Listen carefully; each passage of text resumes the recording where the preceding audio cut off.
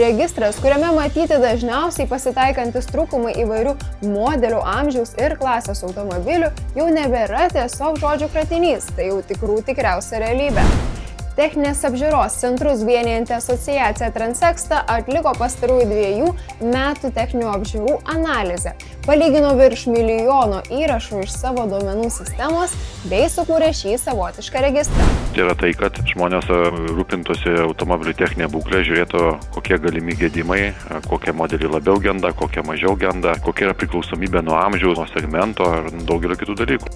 Taip pat pastebėta, kad net 87% transporto priemonių, kurių amžius yra nuo 3 iki 5 metų, techninę apžiūrą praeina iš pirmo karto. Apie 65% automobilių, kurių amžius yra nuo 9 iki 11 metų, pasiseka taip pat. Ir tik 40% automobilių, kurių amžius yra nuo 19 iki 22 metų, techninę apžiūrą taip pat praeina iš pirmo karto.